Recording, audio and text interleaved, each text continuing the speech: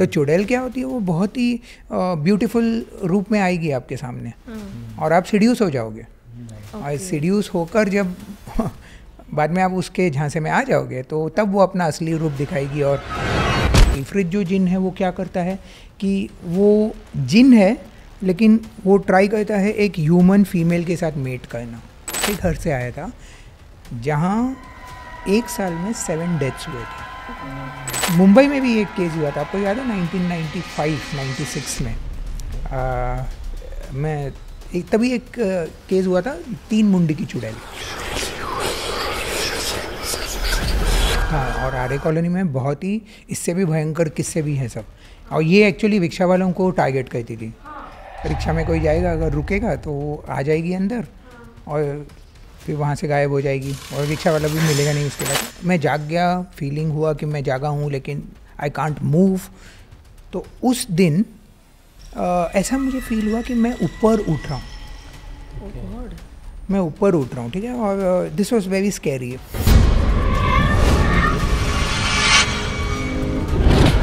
और मैं पीछे मुड़ के जब देख रहा हूँ तो मुझे भूत प्रेत होते हैं या नहीं ये तो अपनी अपनी सोच है, लेकिन किस्से और कहानियाँ हम सभी ने सुनी हैं। ऐसे ही किस्से और कहानियाँ और रियल लाइफ एक्सपीरियंस लेकर हमारे साथ आज मौजूद हैं पैरानॉर्मल एक्सपर्ट, ऑथर और story teller Neil D'Silva. Neil, welcome. Thank you. आपने तो मुझे पैरानॉर्मल एक्सपर्ट ही बना डाला। आप मेरा फेवरेट टॉपिक लिख रहे हो अभी, अबाउट जिन। Oh yes. तो मुझे जिन के बारे में जानना है बिकॉज मैंने सुना है कि ना वो आई गेस ये भूतों की जो ग्रुप है दे आर मोस्ट पावरफुल, ऐसा मैंने सुना है। और मैंने ऐसी स्टोरीज भी सुनी है बचपन से, like they fall in love with human being, उन्हें प्यार भी हो जाता है। मैं सुनती थी कि वो रोजेस रख देते पिलो के पास, लव लेटर्स रखते। तो इसमें कितनी सच्चाई है? और जहाँ तक मैंने स्टोरी सुनी है और मैं ये सब में बिलीव करती हूँ तो मुझे लगता है ये सच है। तो आई वांट टू नो। आपने जिन्स का बहुत रोमांटिक पिक्चर क्रिएट किया है, लेकिन जिन्स ना एक्चुअली में बहुत कॉम्प्लेक्स हैं। जहाँ तक मैंने जितना भी पढ़ा है, सुना है, रिसर्च किया है, और ये मैं पहली बार मतलब जिन्स के बारे में बात कर रहा हूँ। तो जिन्स क्या होते हैं, इस्लामिक बिलीफ के अनुसार ह्यूमंस जो हम हैं वो बने हैं मिट्टी से, एंजल्स बने हैं लाइट से, जिन बने हैं फायर से, आग से। तो ये हम तीनों का जो मतलब ओरिजिन है वो एक ही टाइम पर हुआ था, लेकिन अलग अलग सोर्सेस से। तो जो फायर से जिन्स बने थे वो जिन गए एक दूसरे डिमेंशन में जहाँ हम उनको नहीं देख सकते हैं। सेम वे एंजल्स गए एक दूसरे डायमेंशन में। अब ये डायमेंशन तीनों अलग अलग हैं और इसमें ओवरलैप नहीं होता ज़्यादातर। इसमें से ह्यूमन सबसे वीक है। तो ह्यूमंस वीक है, एंजल्स और जिन हम दोनों से सुपीरियर है। तो वो लोग हमारे दुनिया में कभी कभी आ सकते हैं, कभी कभी नहीं, जब चाहे आ सकते हैं, लेकिन हम उनकी दुनिया में नहीं जा सकते as long as we are alive. तो ये एक काइंड ऑफ उसका एक्सप्लेनेशन है। अब जिन जो होते हैं, बिलीफ ये है कि वो सुपर इंटेलिजेंट स्पीशीज़ है, एक स्पीशीज़ है वो, और वो सुपर इंटेलिजेंट है। भूत ही है एक टाइप के। Super intelligent in the sense उनको इस यूनिवर्स के बारे में हमें जितना पता है उससे ज़्यादा उनको पता है, क्योंकि वो लोग स्पिरिट्स हैं। वो लोग कहीं भी घूम सकते हैं, कहीं भी मूव कर सकते हैं। हम लिमिटेड हैं क्योंकि हमारे 5 ही सेंसेस है और हम लोकेशन बाउंड है। तो जिन उस तरह से बहुत सुपीरियर है इन दैट सेंस, लेकिन वो ईविल भी हैं। अब जिन भी अलग अलग टाइप के होते हैं। अभी एक टाइप का जिन है जो मतलब हमने फेरी टेल्स में पढ़ा है, जो बॉटल में बंद करके रखते हैं, जो हमें अपनी इच्छा पूरी करके देते हैं। तो अलादीन का जिन, तो उस जिन को बोलते हैं मरीद। मरीद टाइप का जो जिन है वो बहुत ही अच्छा जिन है। वो आपकी विशेस फुलफिल करेगा, लेकिन आपने ज़्यादा लालच की तो वो उल्टा भी हो जाएगा। एक और जिन है इफरित। इफरित भी एक टाइप का जिन है। तो इफरित जो जिन है वो क्या करता है कि वो जिन है लेकिन वो ट्राई करता है एक ह्यूमन फीमेल के साथ मेट करना।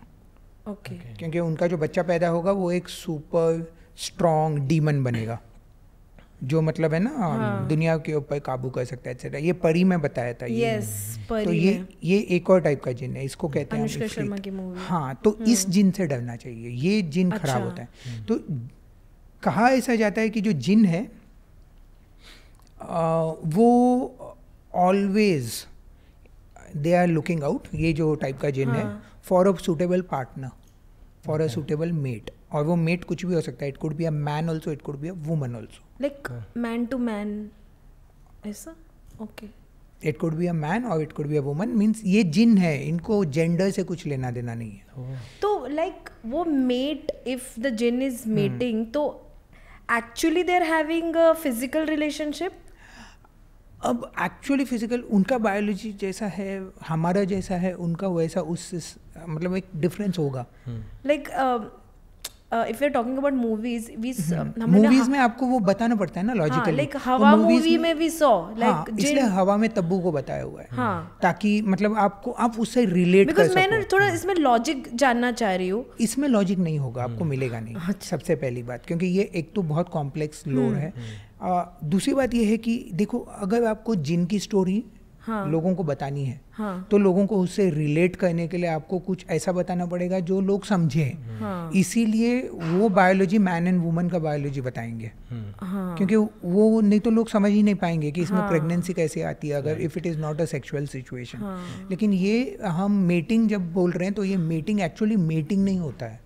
अब आप जिन का जो मीटिंग सोचते हो, it can be just a union, क्योंकि वो स्पिरिट्स हैं, या जस्ट द पावर। हाँ, एनीवे, तो इसमें डायरेक्शन ये लेना है हमें कि मतलब जो जिन होते हैं, they try to get a partner, और वो पार्टनर को ललचाने के लिए, लुभाने के लिए, वो जो चाहे वो, अगर उनको एक टारगेट हो गया कि ये पार्टनर है, मुझे इसको ललचाना है, तो फिर जिन उसके पीछे पड़ जाएगा, और जिन उसको फिर पोजेस भी कर सकता है। सबसे पहले तो पोजेशन नहीं होगा, अकॉर्डिंग टू स्टोरीज जिन सबसे पहले उसके आसपास आने की कोशिश करेगा, क्योंकि जिन शेप शिफ्टर्स भी होते हैं। अच्छा।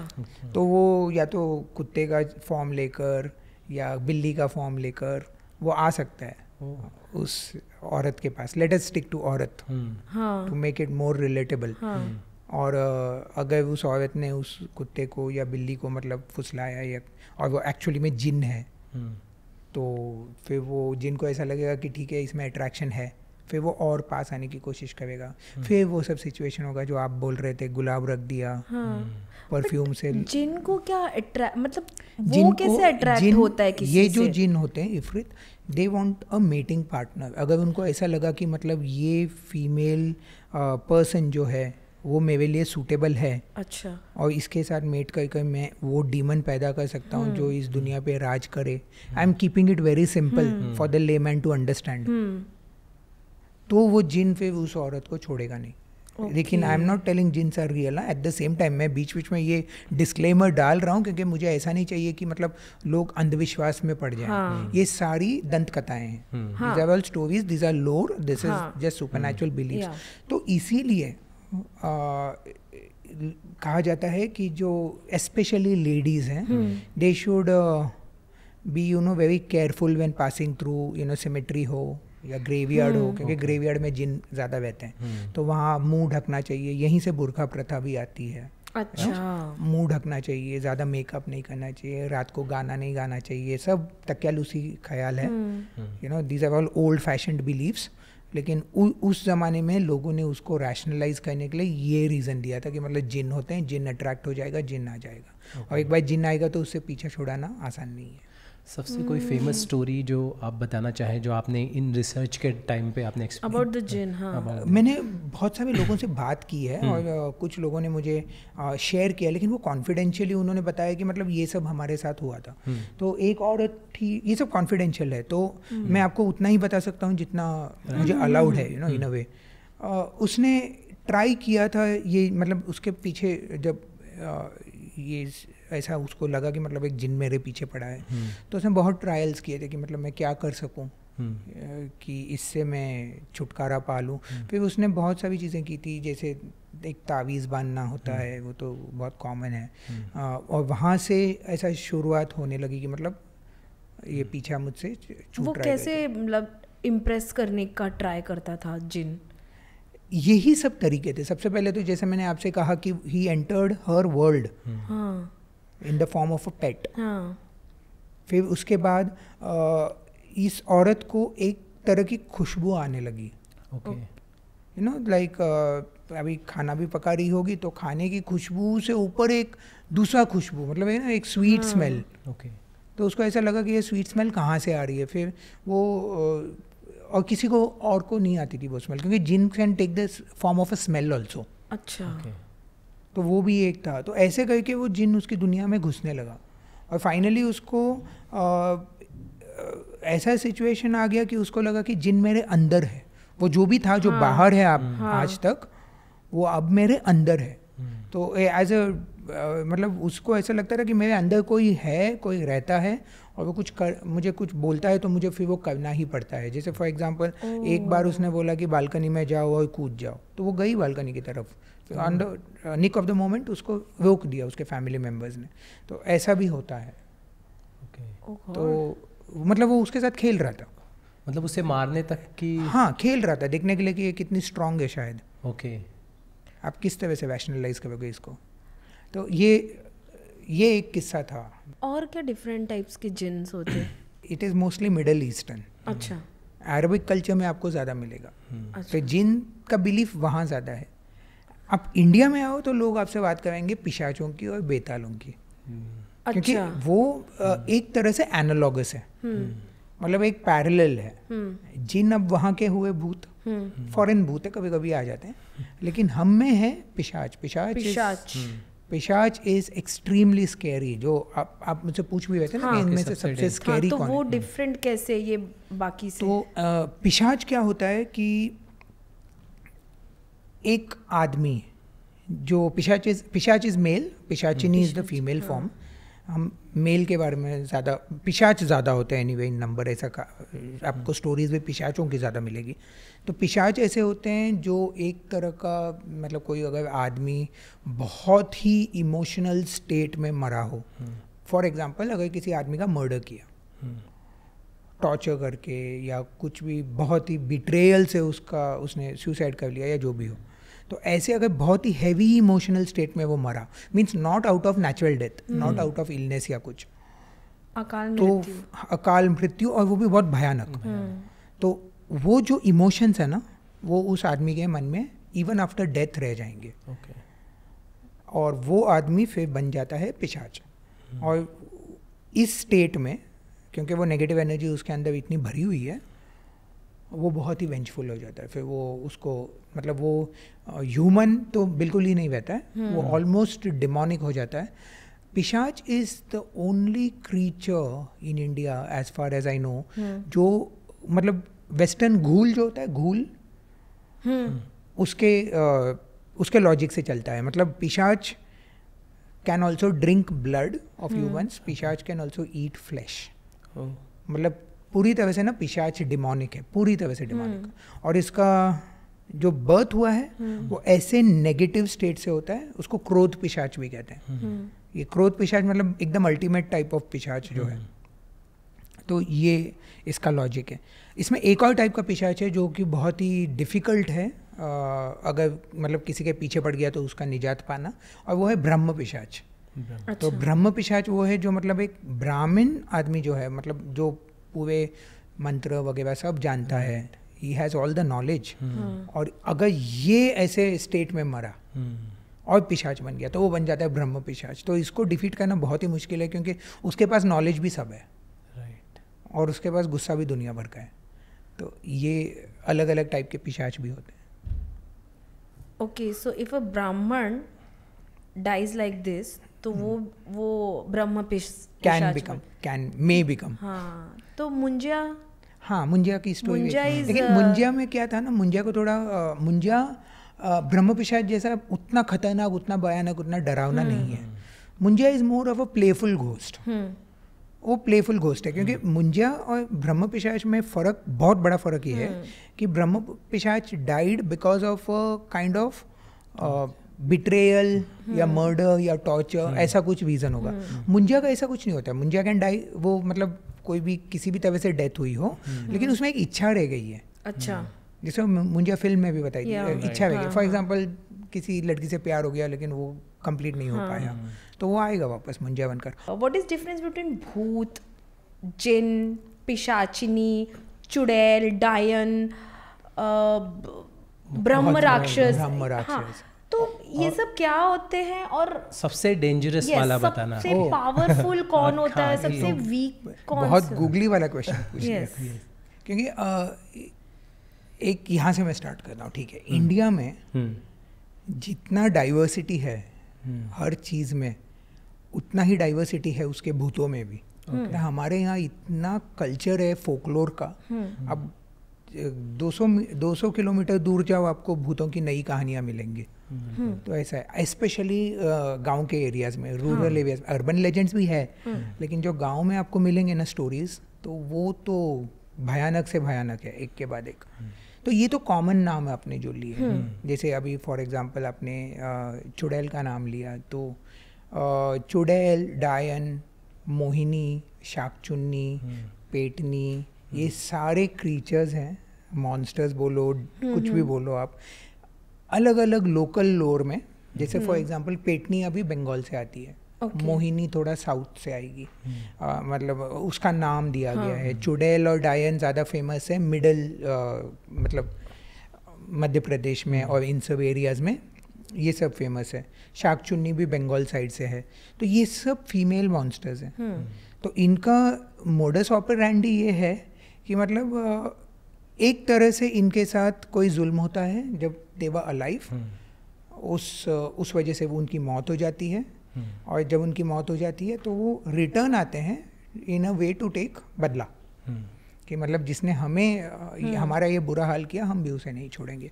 चुड़ैल की स्टोरी बहुत ही, जो ओरिजिन स्टोरी है वो बहुत ही डायरेक्ट है. चुड़ैल ऐसा माना जाता है कि वो एक ऐसी औरत है जो या तो चाइल्ड बर्थ में मरी हो, या तो ससुराल में जिसको बहुत शोषण हुआ हो और उस वजह से वो मरी हो, या तो जिसके हस्बैंड ने चीट किया हो और फिर उसको मार डाला हो. ऐसा कुछ अगर केस से अगर कोई औरत मर गई तो गांव में कहा जाता है कि वो औरत चुड़ैल बन जाएगी और आकर तुमसे बदला लेगी.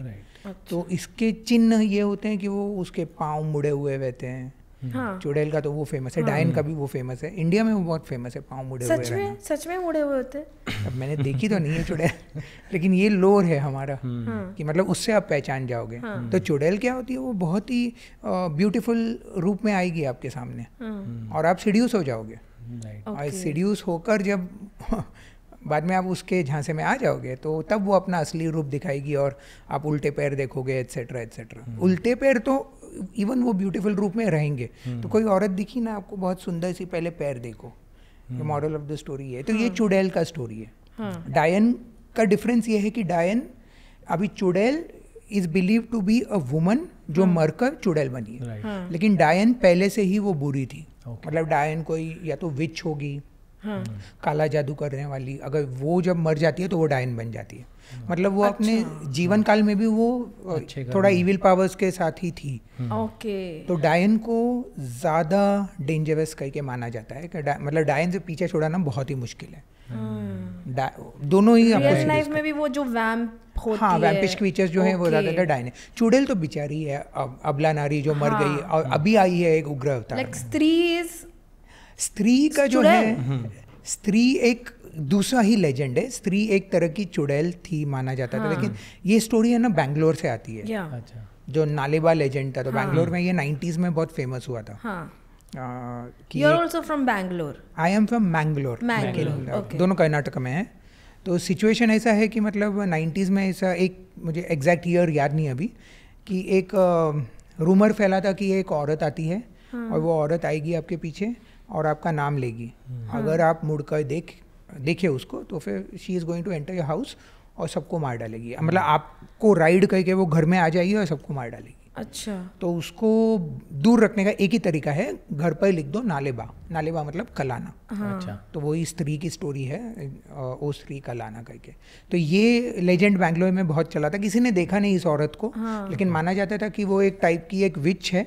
अच्छा, विच थी वो. चुड़ैल नहीं थी. चुड़ैल नहीं थी, एक टाइप की विच है जो मरकर, मतलब डायन. लेकिन क्योंकि ये बैंगलोर है ना, तो चुड़ैल और डायन वर्ड्स वहाँ नहीं यूज करते. तो वहाँ कोई वर्ड ही नहीं था इसके लिए, सिर्फ नालेबा विच करके उसको जाना जाता है हर जगह। मुंबई में भी एक केस हुआ था, आपको याद है 1995-96 में?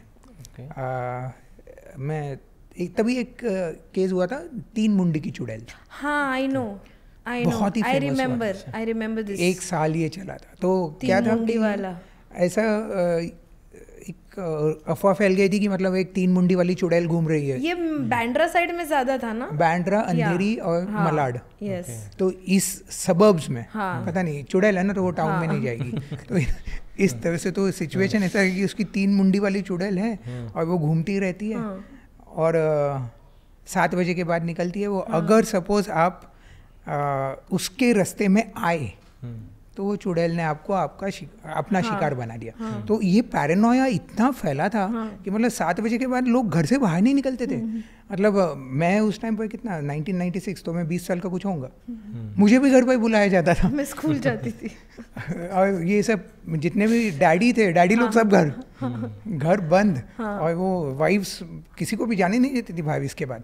तो ये सिचुएशन इतना, ये टीवी शोज में बताया था इसका किस्सा। एकता कपूर ने एक एपिसोड भी बनाया था, हम 5 में। तो ये 3 चुड़ैल का एक जो सिचुएशन निकला था, और किसी ने देखा नहीं उसको। दिल्ली में मंकी मैन। हाँ, यस। अच्छा, ये दिस ऑल्सो हैपेंड ना, ये आर्य कॉलोनी का स्टोरी, इट इज रियल ना, कि वो लिफ्ट मांगती है आर्य कॉलोनी। हाँ, और पीछे से गायब हो जाती है। बट ये मेरी भी पहचान में बहुत लोगों के साथ एक्चुअली में हुआ है कि लिफ्ट मांगती है और बाइक से गायब हो जाती है पीछे से। तो ये मैंने भी सुना था आर्य कॉलोनी में, तो ये बहुत था। और आर्य कॉलोनी में बहुत ही इससे भी भयंकर किस्से भी हैं सब।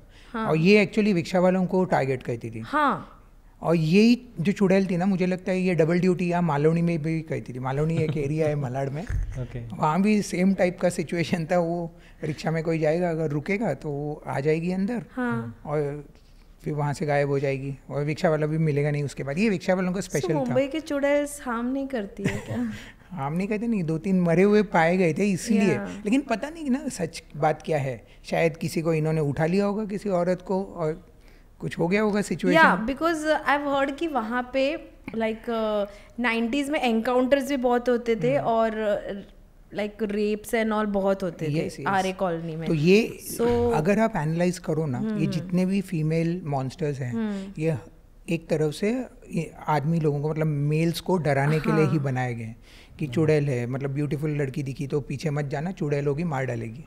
तो ये एक तरह का कॉशनरी स्टोरीज है कि आप उस दिशा में मत जाओ। मैंने बोलता हूँ ये उस टाइम का फेमिनिज्म था। अच्छा, मंकी मैन का वी वर डिस्कसिंग, सो वो स्टोरी क्या थी? मंकी मैन था काला बंदर, दिल्ली में।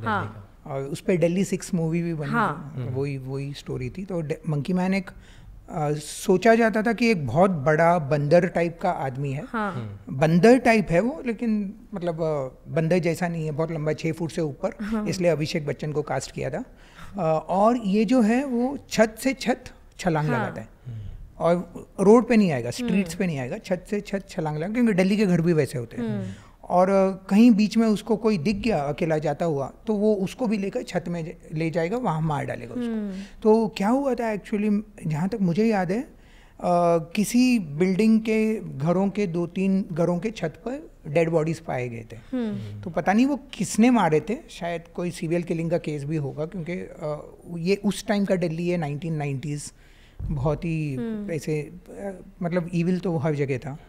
तो वो लेकिन ये काले बंदर के स्टोरी के साथ जुड़ गया, और स्टोरी ऐसे बन गई कि ये काला बंदर आके मार डालता है। वो काला बंदर कौन था किसी ने देखा नहीं, या तो 3 मुंडी की चुड़ैल भी किसी ने नहीं देखी, फॉर दैट मैटर नालेबा भी किसी ने नहीं देखा।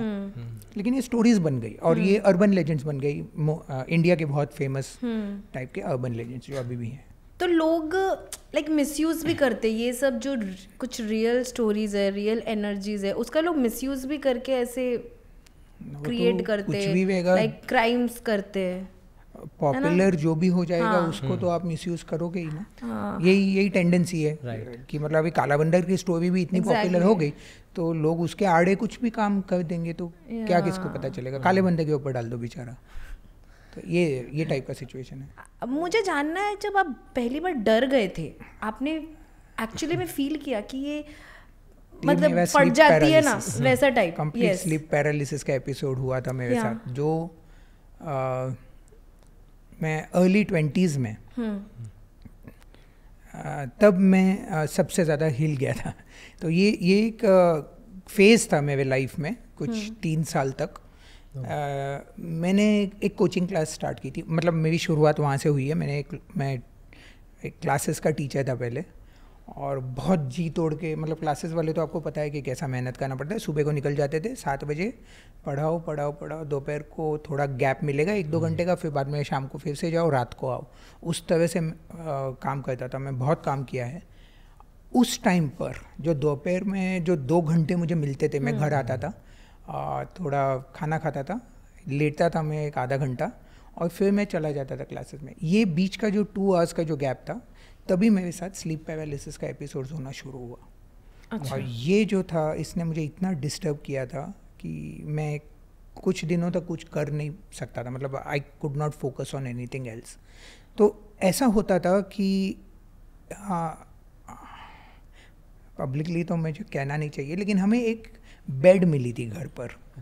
बेड, मम्मी ने वो बेड ले ली थी घर पर, और वो बेड बालकनी में रखी हुई थी। एक बेड मतलब वो एक्चुअली एक कॉट ही था, टोटल बेड नहीं था, एक कॉट था छोटा सा। तो मेरा एक आदत हो गया था कि मैं दोपहर में वो कॉट पर जाकर लेट जाता था, क्योंकि अच्छा था, बालकनी व्यू और सब। तो कुछ टाइम बाद ऐसा होने लगा कि मैं अलार्म लगाता था, क्योंकि मुझे जाना होता था क्लासेस वापस। मेरी आँख खुल जाती थी। मुझे ऐसा फीलिंग होता था कि मैं सब कुछ देख सकता हूँ कि आगे पीछे कौन है, रूम में मेरे डैडी चल रहे हैं, मम्मी उधर बैठी है, सब दिखता था, लेकिन आईलिड्स क्लोज होते थे, मतलब आंख बंद होती थी, लेकिन फिर भी मुझे ये फीलिंग होता था। फिर ऐसा होता था कि मुझे अभी उठना है, लेकिन आपको उठना है, लेकिन आप उठ नहीं सकते हो। हाँ, आपका मतलब उंगली भी नहीं हिलता है, लेग्स नहीं हिलते हैं। फिर ऐसा फीलिंग होने लगा कि कुछ आपको दबा रहा है नीचे, कुछ एक वेट है जो आप देख नहीं सकते हो, और वो आपको दबा रहा है, और पता नहीं क्या हो रहा है। It's something that is stopping you from moving totally. आपको चिल्लाना है कि पापा देखो क्या हो रहा है। आवाज़ यहाँ तक आ रही है, लेकिन बाहर नहीं निकल रही है। तो ये एक फीलिंग ऐसा होता था ना, एक 30 सेकेंड्स 40 सेकेंड्स का फीलिंग, टोटली ऐसा फील होता था कि मर गया है आदमी, मर गया है, जान निकल गई है। शरीर ऐसा। उस टाइम पे मैंने वो पैट्रिक स्वेजी का मूवी देखा था, घोस्ट। तो वो मूवी में भी ऐसे ही था कि वो मर जाता है तो उसका भूत निकलता है, फिर वो देखता है उसका शरीर पीछे है। तो ऐसा एग्जैक्टली जब ये 3-4 महीने तक होने लगा, मतलब कंटिन्यूसली हुआ। तो मैंने on the same cot at the same time, और नहीं, दूसरी जगह कहीं नहीं होता था। और है ना, सिर्फ एक मतलब एक पीरियड होता था, मतलब 7 दिन 10 दिन में एक बार ऐसे। तो ये हुआ, फिर 1 साल तक हुआ। फिर मैंने बताया घर पर कि ऐसा हो रहा है मेरे साथ। तो उस टाइम, ये देखो 90s की बात है, और आप बहुत छोटे थे। 90s में वैसे 21-22 का था, लेकिन बहुत छोटा ही था मैं। और लोगों को भी समझ में नहीं आता था कि ये क्या है। और उस टाइम पर हम लोग इतने आसानी से डॉक्टर के पास जाते भी नहीं थे। तो उन्होंने बोला कि थक गया होगा, कुछ भी है, आराम करो और थोड़ा। फिर ऐसा हुआ एक दिन, ये मतलब अल्टीमेट उसका जो केस था। मैं सोया था eight the same position, same situation, और वैसे ही मैं जाग गया। फीलिंग हुआ कि मैं जागा हूँ, लेकिन आई कांट मूव। तो उस दिन ऐसा मुझे फील हुआ कि मैं ऊपर उठ रहा हूँ। मैं ऊपर उठ रहा हूँ, ठीक है। और दिस वॉज वेरी स्कैरी। मैं एक्चुअली आई फेल्ट, अभी आप ये चेयर पर बैठे हो, आप रिलैक्सड हो, लेकिन आपको फील हो रहा है कि आप राइज हो रहे हो। तो एक ऐसा राइजिंग फीलिंग आया मुझ में कि कुछ हो रहा है, और मैं जा रहा हूँ ऊपर। मुझे पंखा भी दिख रहा है, पंखा घूम रहा है, ठीक है। और मैं उधर सीलिंग पे जाके गुब्बारे जैसा अटक जाता है ना, वैसे अटक गया। और मैं पीछे मुड़ के जब देख रहा हूँ तो मैं खुद दिख रहा हूँ उस खटिया पर लेटा हुआ हूँ ऐसे, और I could see my self. मैं उस बेड पर हूँ, और उस टाइम पर मुझे दिखा कि मतलब क्या कहूँ मैं, कि पेट के ऊपर कुछ बैठा है।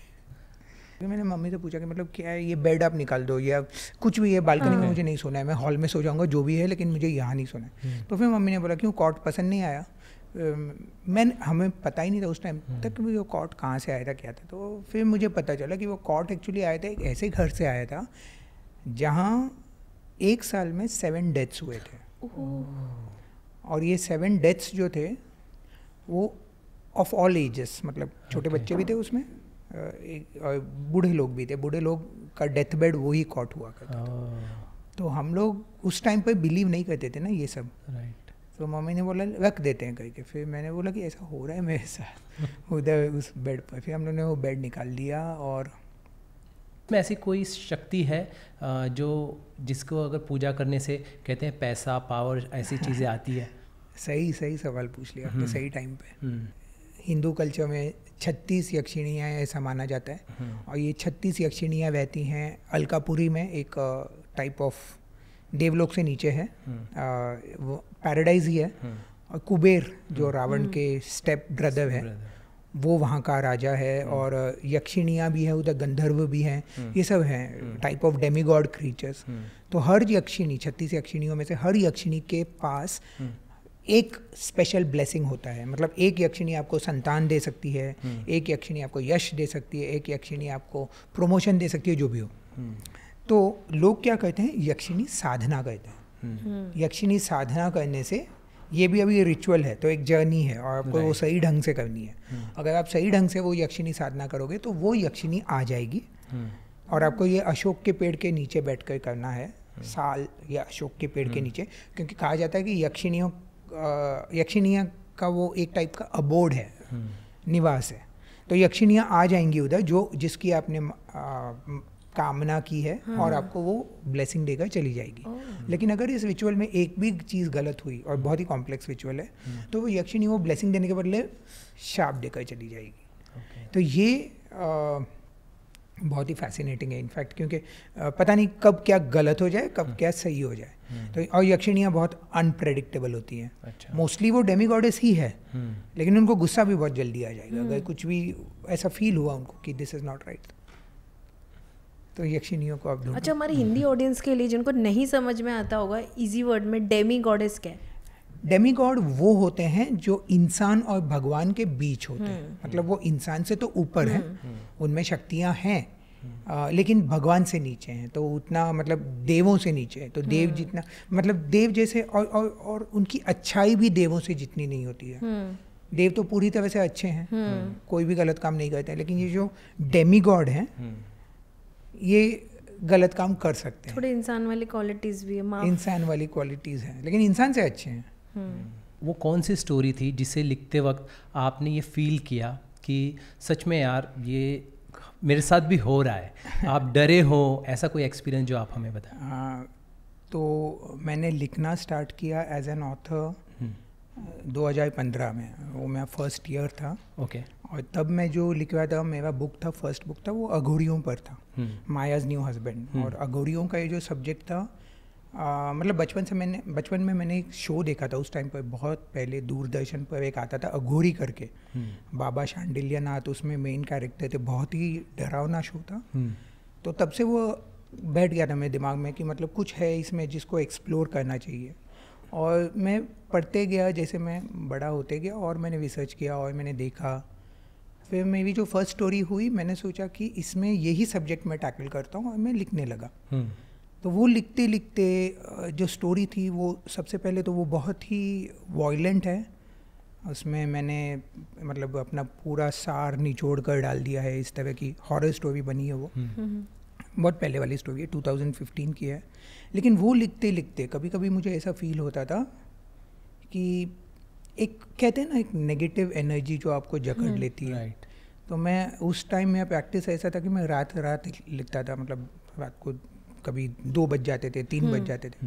और वो लिखते लिखते कोई सीन ऐसा आ गया, जैसा फॉर एग्जांपल कोई वशीकरण का सीन आ गया, या अघोरियों के कोई प्रैक्टिस या रिचुअल का सीन आ गया बुक में लिखते लिखते। मैं पूरी तरह से उसमें घुसे रहता था और पूरा भूल जाता था कि मैं एक रूम में हूँ, अपने कंप्यूटर पे हूँ। तब मुझे ऐसा लगता था कि मतलब कुछ हो रहा है, मैं मतलब ये लिख नहीं रहा हूँ, लेकिन मतलब ये हो रहा है कहीं तो, और मैं उसके बीच बैठा हुआ हूँ।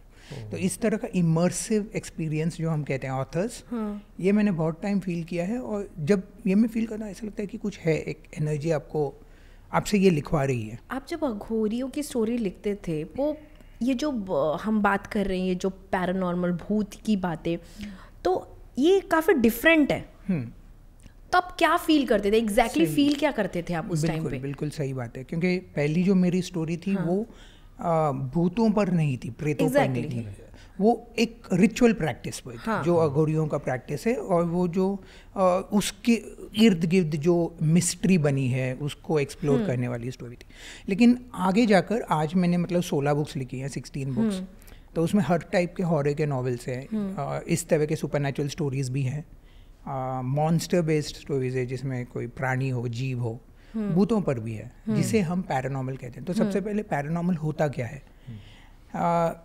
मेरे ओपिनियन में पैरानॉर्मल वो है जो जीवन और मृत्यु की जो वो जो पीरियड है उसके बारे में हमें पता है कि क्या होता है, लेकिन मृत्यु के बाद क्या होता है exactly. और जो पुनर्जन्म में मानते हैं तो एक मृत्यु के बाद जो दूसरा जन्म होता है उसके बीच वो आत्मा कहाँ रहती है, उसके बीच क्या होता है, तो वो जो लेंथ ऑफ टाइम है उसका एक्सप्लोरेशन जो हम कहते हैं उसको पैरानॉर्मल कहते हैं।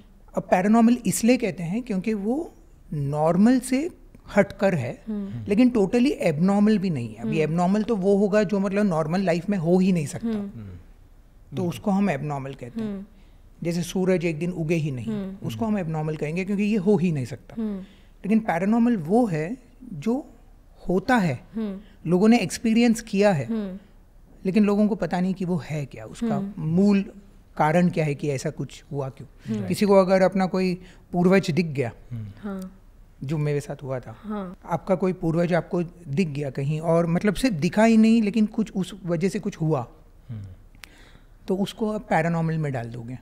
तो तब तक आप इन सब चीज़ों में विश्वास करते थे या नहीं करते थे? वो मोमेंट हुआ तो? Good question.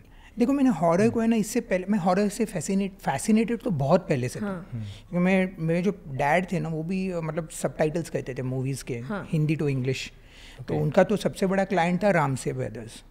तो रामसे की जितनी भी मूवीज़ थी, वीराना, डाक बंगला, तहखाना, पुराना मंदिर, ये सब हमारे घर में ही ट्रांसलेट हुई है। और तब मैं छोटा बच्चा था, 6-7 स्टैंडर्ड का था, और मैं डैडी के बाजू में बैठ कर मैं देखता था कि ये कैसे टाइप करते। वो रेमिंगटन वाला टाइपराइटर था, टक टक टक टक टक टक वो टाइप करते थे, और मैं बाजू में बैठ कर देखता था। पूरा स्क्रिप्ट लेते थे, हिंदी डायलॉग इधर लिखते थे, उस बाजू में इंग्लिश डायलॉग, वो कार्बन पेपर और सब लगा कर। मैं भी सीख गया उनसे, मैंने भी फिर बाद में सबटाइटलिंग किया है 1-2 मूवीज़ का, लेकिन ये डैड का काम था। और तभी वो मूवीज़ जो ये सब हॉरर मूवीज़ हैं, उनके बुक्स, उनके बुकलेट, सॉन्ग बुक्स जिसे कहते थे, वो आते थे घर पर। वो सब हॉरर, और उनका VHS कैसेट भी आता था, तो वो सब हम देखते ही थे पहले से। तो ऐसा कोई सेंसरशिप नहीं था मेरे घर पर कि हॉरर को नहीं देखना है। ड्रैकुला, फ्रैंकेनस्टाइन, ये भी मैंने पहले बचपन में ही पढ़ लिया था। पिशाच का कोई स्टोरी आपने अगर किसी से सुनी हो या फिर यू हैव? मैंने लिखी है नॉवेल। अच्छा, can you tell me about that? पिशाच के ऊपर ऐसे स्टोरी मुझे लोगों से कोई नहीं सुनी है मैंने, I will be very honest, क्योंकि पिशाच की स्टोरीज बहुत ही रेयर होती है, बहुत। और शायद आज के ज़माने में किसी का पिशाच के साथ पाला पड़ा ही नहीं। मतलब अभी क्या हो ना, दुनिया बहुत टेक्निकल हो गई है, इतना सारा टेक्नोलॉजिकल एडवांसमेंट हो गया कि भूत मुझे लगता है निकल गए, भाग गए।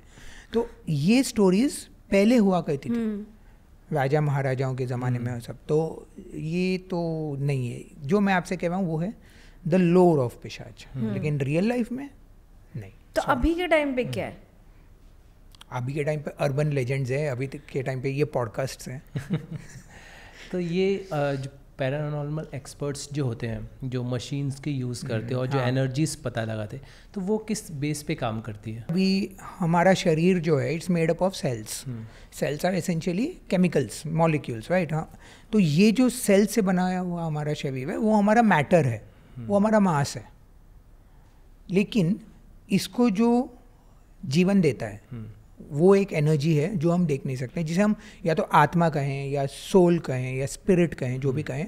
तो ये एक आत्मा है, इसका बिलीफ तो हम में टोटली है कि ये आत्मा है। तो अब मरने के बाद ये आत्मा जाती कहाँ है? तो यही पैरानॉर्मल का रिसर्च है। अब ये आत्मा को एनर्जी माना जाता है, it is the energy that is making us up. तो इस एनर्जी को अगर हम ढूंढ लें तो हमें पैरानॉर्मल वर्ल्ड का एक तरह से प्रूफ मिल जाएगा। तो आपने जो मशीन्स की बात की, तो इसमें से एक मशीन तो बहुत फेमस वाला जो है वो है घोस्ट मीटर, K2 मीटर जिसे कहते हैं। तो ये K2 मीटर क्या है, वो EMF मेजर करता है, इलेक्ट्रोमैग्नेटिक फ्रीक्वेंसी। अब इस रूम में भी EMF है, अगर मैं K2 मीटर यहाँ लेकर जाऊँ ये सब लाइट्स के पास, तो वो उसके 5 लाइट जल जाएंगे, तो मुझे पता चल जाएगा कि इधर कोई इलेक्ट्रोमैग्नेटिक फ्रीक्वेंसी है।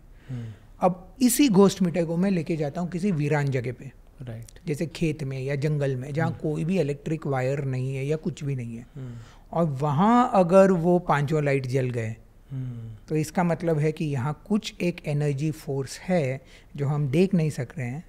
और ये एनर्जी फोर्स आई कहाँ से, क्योंकि यहाँ तो कुछ इलेक्ट्रिसिटी या कुछ है ही नहीं फील्ड।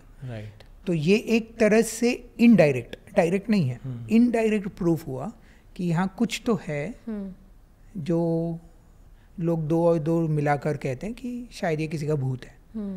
तो बेसिकली पैरानॉर्मल इन्वेस्टिगेशन आजकल ऐसे ही चल रहा है, मतलब इसमें कोई डायरेक्ट प्रूफ नहीं है। किसी ने आज तक भूत का कोई फोटो नहीं लिया है, पॉसिबल ही नहीं है। जितने भी आप देख रहे हो गूगल पे वगैरह, दैट्स ऑल या तो मेड अप या तो कुछ ऐसा इतना एम्बिग्यूअस है कि आप बोल ही नहीं सकते कि ये भूत है या कुछ ऐसा धुआं होगा या कुछ होगा। तो हमारे पास आज तक कोई सॉलिड प्रूफ नहीं है। ये जो फेमस एक्सपेरिमेंट भी एक हुआ था अमेरिका में, जहाँ एक ग्लास केस में किसी मरते हुए आदमी को रखा था, फिर वो आदमी जैसे ही मर गया वो ग्लास केस क्रैक हो गया, लोगों ने सोचा कि वो उसका सोल है जो निकल के जा रहा है। उसको भी अभी हजारों तरह से डिस्प्रूव किया जा चुका है। तो पैरानॉर्मल साइंस या पैरासाइंस बोलो, it's all about trying to find some kind of proof जो मिला नहीं है। शायद अगले 10 साल में मिल जाए, शायद कल मिल जाए, पता नहीं। और जब वो मिल जाएगा तब हम कह सकेंगे फॉर श्योर कि भूत होते हैं या नहीं होते हैं। अच्छा, हम एक्सपेरिमेंट्स की बात कर रहे तो I remember when the Bollywood actor Sushant Singh Rajput की डेथ हुई थी, तो एक फेमस पैरानॉर्मल एक्सपर्ट ने उनके आत्मा से बात की थी, स्पिरिट से, YouTube और हाँ यूट्यूब पे डाला था। तो एक्चुअली उन्होंने बात की थी या नहीं की थी पता नहीं, बट वो वीडियो बहुत वायरल हुआ था। Did you watch that? तो ये पैरानॉर्मल इन्वेस्टिगेटर बहुत फेमस है, इनफैक्ट इसका नाम है स्टीव हफ। अमेरिकन है, शिकागो से, और इसने वीडियो बनाया था जहाँ वीजी बोर्ड यूज़ करके उसने सुशांत सिंह राजपूत से बात करने का जो पूरा ये किया था। लेकिन है ना, सबसे पहले बात तो ये है कि वीजी बोर्ड होता क्या है, जिसको वीजा भी बोलते हैं, लेकिन वो वीजी बोर्ड होता है। उसको वो एक्चुअली होता क्या है, तो बेसिकली तो इट्स अ टॉय। उस पर खाली थोड़े लेटर्स लिखे होते हैं, नंबर्स लिखा होता है, और इसका एक्चुअली इन्वेंशन हुआ था 1893 में। इस वीजा बोर्ड की मैं थोड़ी हिस्ट्री बता दूं, तो एक टॉय कंपनी थी हैसब्रो, जिसने उस टाइम पे जब ब्रिटिश सोल्जर्स जाते थे वॉर पे, तो उनकी विधवाएं, जो विडोज़ या मतलब वाइव्स जो घर पर रहती थी, उनको बात करनी थी अपने हस्बैंड से कि मैं हस्बैंड गया लड़ाई करने, अभी आया नहीं है, तो मैं क्या करूँ करके। तो ये लोग के बीच, इन औरतों में ये खिलौना फेमस होने लगा कि इससे आप बात कर सकते हो आपके हस्बैंड के साथ, और कुछ भी आप करोगे, मतलब साइन लैंग्वेज से आपको पता चल जाएगा कि whether he is responding to you और नॉट। तो ये जो वीजा बोर्ड है वो इटसेल्फ एक खिलौना ही है, इससे कुछ रियलिटी नहीं होती है कि आप भूतों की दुनिया से कनेक्ट नहीं कर सकते हो। इस पे हमने थोड़ा रिसर्च भी किया था कि मतलब क्या वीजा बोर्ड एक्चुअली चलता है। तो हम इधर बैंड्रा में एक खूब भूतिया से घर में हम गए थे, और कुछ लोग थे हमारे साथ, सर्वजीत का इवेंट था इनफैक्ट। तो वहाँ एक वीजा बोर्ड ये लोग ने निकाला, और हम सब ट्राई करने लगे कि वीजा बोर्ड से हम किसी से बात कर सकते हैं क्या नहीं। तो थोड़ा बहुत तो हिला था वो प्लानशेट, जो मतलब प्लानशेट बोलते हैं ना उसको, तो थोड़ा बहुत तो हिला था, लेकिन कुछ ऐसा बोल नहीं सकते आपकी मतलब डेफिनेटिवली, जैसा वो फिल्म्स में बताते हैं ना, वेरोनिका में या कुछ ऐसे, वो सब क्रेजी कुछ नहीं हुआ। तो साइंटिफिकली भी इसको प्रूव किया जा सकता है कि साइंटिफिकली इसका थियोरी क्या है कि हमारा एक है मसल मेमोरी जिसे बोलते हैं। अब जैसा फॉर एग्जांपल साइकिलिंग, आप बचपन में साइकिलिंग सीखते हो, फिर बहुत साल तक आप साइकिल करते ही नहीं हो, लेकिन इसका मतलब ये नहीं है कि आप साइकिलिंग भूल जाओगे।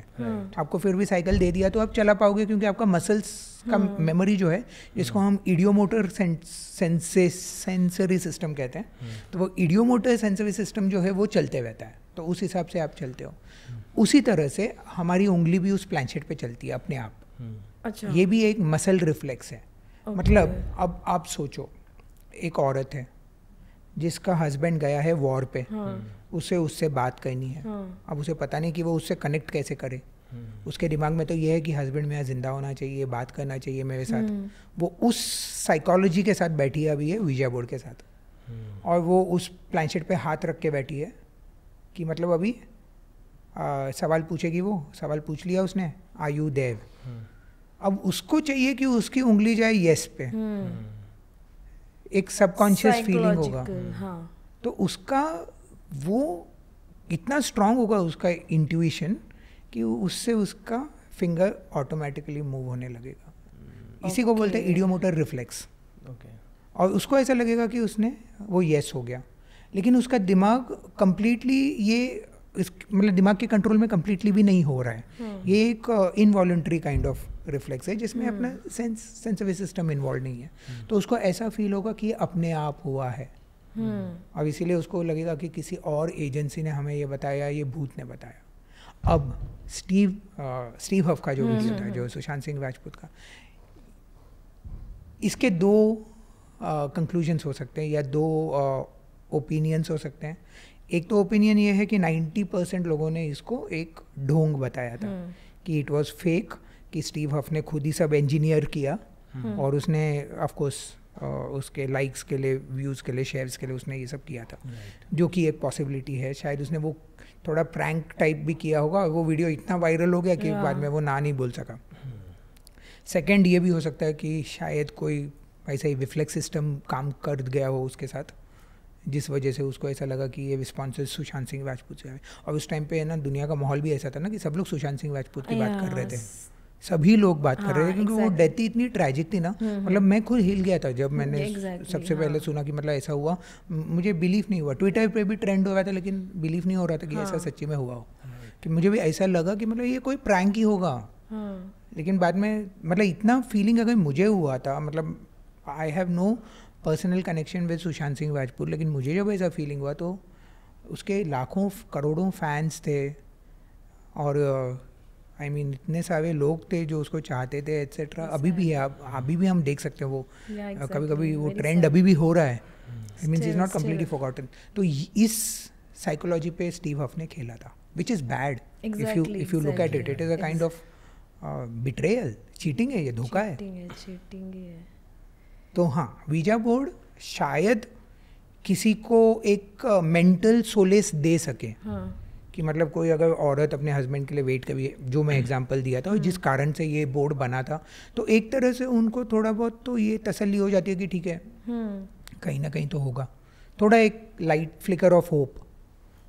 तो उस हिसाब से ठीक है अगर आप उस एंगल से देखते हो तो। बट सुशांत सिंह राजपूत का तो टोटल ब्लफ है। लेकिन ये तो ब्लफ है और धोखाधड़ी है। उसको अरेस्ट करना चाहिए उस आदमी को। नील, आप अपनी रिसर्च के दौरान कभी मेहंदीपुर बालाजी गए हैं? मैंने एक स्टोरी लिखी है उस पर, लेकिन मैंने उसका नाम एनोनिमस रखा है। क्योंकि आफ्टर ऑल वो मंदिर है, वो टेम्पल है, तो उसके ऊपर कुछ जो हमने देखा वो लिखा, लेकिन उसके बारे में कुछ कंक्लूजन नहीं लिया है हमने, और कोई जजमेंट भी नहीं लिया है। ओके, वहाँ किस तरह के मतलब एक्सपीरियंस अगर आप बोले कि, क्योंकि लोगों की बिलीव है, लोग वहाँ जाते हैं और वहाँ कहते हैं, देखो जहाँ लोगों की आस्था की बात होती है ना, तो उसके बीच में मैं पर्सनली इंटरफियर नहीं करना चाहता, क्योंकि ये लोगों की बिलीफ है। और मतलब एक दो लोगों की बिलीफ नहीं है, ये लाखों लोग जाते हैं उधर, लाखों लोगों की बिलीफ है। अगर लोगों को ऐसा लगता है कि वहाँ उनको कुछ मिल रहा है, या तो उनके शरीर में कुछ पोजीशन हुआ है और उस पोजीशन से उनको रिलीफ मिल रहा है किसी तरह से, तो हम कौन होते हैं उसके बीच में बात करने वाले, या ये गलत है या सच है बोलने वाले। तो बट आपको कुछ एनर्जी फील हुई या नहीं? मैं वहाँ गया तो नहीं हूँ। अच्छा। लेकिन स्टोरीज़ हमने बहुत सुने थे वहाँ जो लोग गए थे उनके, और प्लस मैंने स्टोरी जिसके साथ लिखी थी वो गया था उधर, तो उन्होंने मैं सिर्फ उस स्टोरी का राइटर था, तो इसलिए मैं जजमेंट इस पर रिजर्व रखना चाहता हूँ। नील, मुझे ये जानना था कि आपने जब इतनी सारी बुक्स लिखी, तो क्या इन बुक्स लिखने के दौरान किस तरह के आपने कभी कोई वाइब या ऐसी कोई स्टोरीज़ जो आप हमसे शेयर करना चाहें कि ये चीज़ें हुई थी, और ऐसा कुछ आप बता सकें? तो ये आप मुझसे मतलब जो मैं भी अलग अलग टाइप के बुक्स के बारे में पूछे, तो मैं पहले जो लिखता था ये फिक्शन लिखता था, ठीक है। मेरा परिवर्तन ऑफ सॉर्ट्स, यू नो, एक kind of transformation as a horror author 2018 में होने लगा, क्योंकि तब मैं actual real non fiction horror लिखने लगा. रियल पैरानॉर्मल केसेस, उसके बारे में जानकर रिसर्च कर वो केसेस के ऊपर मैंने बुक्स लिखे. तो 2 बुक्स हैं मेरे जो अभी ऑलरेडी पब्लिश हो चुके हैं. एक तो है हॉन्टेड.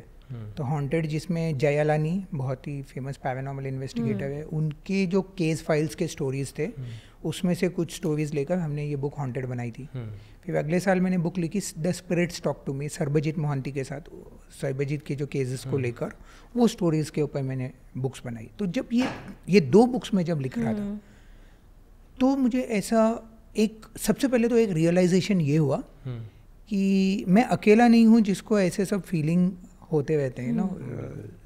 ये स्टोरीज बहुत सारे लोगों के साथ हुए हैं और बहुत सारे लोगों के साथ बहुत कुछ बदतर भी हुआ है, बहुत ख़राब भी हुआ है. और क्योंकि ये रियल लाइफ केसेस हैं तो उसको एक्सप्लोर कर उनसे डिटेल्स लेना कि क्या एक्चुअली हुआ था, और लास्ट में कोई कंक्लूजन नहीं मिलना. क्योंकि पैरानॉर्मल स्टोरीज का वही होता है, आपको फिल्मों में एक कंक्लूजन दिया जाता है, लेकिन रियल लाइफ में पैरानॉर्मल केसेस का कोई कंक्लूजन नहीं आएगा. आपको पता नहीं चलेगा कि एग्जैक्टली क्या हुआ था. जैसे सरबजीत के साथ मिलकर मैंने एक स्टोरी लिखी थी. स्टोरी मतलब रियल लाइफ पे ही बेस्ड था. सूरत की एक फैक्ट्री है, वो फैक्ट्री में रात को मशीनें अपने आप स्टार्ट हो जाती थी. फैक्ट्री पूरा बंद हो जाता. तो फेमस फैक्ट्री थी, नाम वो मैं अभी इस पॉडकास्ट में नहीं लूँगा, लेकिन बुक में है, the spirits talk to me book है. तो ये मशीनें अपने आप चालू हो जाती थी और ये हैवी ड्यूटी मशीनें थी, मतलब टेक्सटाइल फैक्ट्री थी वो, तो मशीन तो हैवी होगा. और वर्कर्स जब सुबह को आते थे तो मशीनें उनको बंद करनी पड़ती थी कि किसने चालू रखी. तो पहले तो ऐसे ये केस होने लगा, मतलब लोगों को पता नहीं चला. फिर उनको कुछ इंसानों की आवाज़ें और सब आने लगी वहीं फैक्ट्री में काम करते करते रात को सब. तो ये केस जब खोला, मतलब थोड़ा रिसर्च किया, एक्सप्लोर किया, उसके बाद उनको पता चला कि ये फैक्ट्री में 3 लोगों की डेथ हुई थी. और वो डेथ ऐसे ही हुआ था कि मतलब उनको वो एक मशीन में ट्रैप करके तीनों को बंद करके, एक फैमिली थी तो उनको बंद करके वहीं उनको वो मर गए थे करके. ये बहुत साल पहले की बात थी, लेकिन उनका जो पता नहीं एनर्जीज वो फैक्ट्री में अभी भी थी जिस वजह से वो मशीन्स अभी भी चलती थी. तो एक सच्ची स्टोरी थी जिसको सुनकर मतलब मुझे भी ऐसा हुआ कि इतने बड़े स्केल पे भी होता है ये. मतलब हॉरर स्टोरीज हम सोचते हैं कि मतलब बाथरूम में छोटी सी आवाज़ आई, आप जाते हो देखते हो, कुछ नहीं है, ये छोटी मोटी घटना है. लेकिन फैक्ट्री में होना, मतलब 300 लोग थे उस फैक्ट्री में, वर्कर्स. अब इतना हुआ कि मतलब वर्कर्स छोड़कर फैक्ट्री चले गए. अब मैं ऐसा नहीं कहना चाहता कि भूत होते ही हैं, मुझे ये स्टेटमेंट नहीं देना है, लेकिन इसका आप क्या एक्सप्लेनेशन निकालोगे. और इस वजह से उनको पता भी चला कि मतलब उधर 3 लोगों की डेथ हुई थी. वो स्टोरी में कैसे पता चला वो भी मैंने डिस्क्राइब किया हुआ है. कलिंगा का तो सबने सुना है, कलिंगा का बैटलफील्ड जहाँ एम्परर अशोका का वॉर हुआ था. तो वो बैटलफील्ड पे अभी भी वो बैटलफील्ड पे आपको चीखने की आवाज़ें सुनाई देती है. कभी हाथी भागते हुए आपको सुनाई देंगे, मतलब उनका जो ट्रम्पेट होता है वो सुनाई देगा, घोड़ों की आवाज़ सुनाई देंगे, ये अभी भी होता है. तो और कुरुक्षेत्र का भी हमें पता है. तो ये जितने भी बैटल फील्ड्स थे इस पे आज भी वो नेगेटिव एनर्जी है, क्योंकि इधर लाखों लोग मरे थे. और वो ऐसे टाइम पे मरे थे जो कि मतलब वो बहुत ही प्राचीन काल की बातें हैं. ये उनको पता नहीं उनकी अंत्येष्टि भी किस तरह से की होगी. जो मतलब वॉरियर्स मर जाते हैं उनको आप क्या करोगे, किस तरह से वो आप उनको क्रिमेशन करोगे उसका. तो ये बैटल फील्ड्स कोई भी हो ना, आज भी उस पर वो नेगेटिव एनर्जी थोड़ी पाई जाती है. आपने कभी ऐसा इस ड्यूरिंग द पीरियड आपने ऐसा कुछ महसूस किया वाइल्ड राइटिंग? तो मेरी एक आदत है कि मैं जब कुछ मुझे लिखना होता है, मेरा बुक या आउटलाइन करना होता है, तो मैं अपने घर पर वो नहीं लिखता हूँ. क्योंकि घर पर सब कुछ फैमिलियर है, मुझे आंखें बंद कर भी सब पता है कि घर में क्या है, कहाँ है. इनफैक्ट मैं मुंबई में ही नहीं रहता, I go out of the city. तो मेरा पैटर्न ऐसा है, या आप कहो कि मतलब क्वर्क होता है ना, एक ऑथर का क्वर्क होता है. तो मेरा क्वर्क ऐसा है कि मैं एक कॉटेज या कुछ बुक कर लेता हूँ इन छोटा सा गांव टाइप या टाउन टाइप सिचुएशन. जैसा मैं पनवेल गया हूँ बहुत बार, चंडीगढ़ गया हूँ, गोवा में गांव और सब, उस टाइप उस जगह पे जाके रहता हूँ मैं, और उधर 7 दिन 10 दिन अपने आप को बंद कर मैं वहाँ हॉरर की स्टोरीज लिखता हूँ। तो एट दैट टाइम मेरा ह्यूमन इंटरेक्शन बहुत मिनिमल होता है, मैं लोगों से बात नहीं करता हूँ ज़्यादा, और मैं वो रूम से भी बाहर ज़्यादा नहीं निकलता हूँ, मैं उधर ही रहता हूँ। तो बहुत बार ऐसे जब मैं इन रूम्स में बैठकर जो मैं लिखता हूँ तो लाइट्स फ्लिकर होना मिडल ऑफ द नाइट है ना, और कोई आवाज़ आना, लैपटॉप पे लिखते लिखते ऐसा लगना कि पीछे कोई देख रहा है क्या लिख रहे हो, ये भी हुआ है। एक बार ऐसे हुआ था कि मैं लिख रहा था ये चंडीगढ़ की बात है शायद, पेरिफेरल विजन मतलब मेरा जो साइड व्यू है उसमें से मुझे ऐसा लगा कि कोई है। ये रात को 2 बजे 3 बजे की बात थी, 2-2:30 बजे की बात थी। मैं लिख रहा था, वशीकरण का ही सीन चल रहा था। तो लिखते लिखते मुझे ऐसा फील हुआ कि कोई देख रहा है क्या, और मैं तो एकदम एंग्रॉस्ड होकर लिख रहा था, लेकिन फिर भी फीलिंग हुआ, मैंने देखा कोई नहीं था। 2-3 बार मुझे वो फील हुआ, वापस मैंने देखा, फिर जब एक बार मैंने देखा, लास्ट 3री-4थी बार जब मैंने देखा, तब एक सेकंड तक ऐसा फील हुआ कि कोई एक शैडो है जो मतलब फ्लोर से लेके सीलिंग तक खड़ा है। और उधर वो वार्डरोब था, वो होटल रूम का वार्डरोब जो होता है, वो वार्डरोब को ऐसा कोना देकर वो खड़ा हुआ है।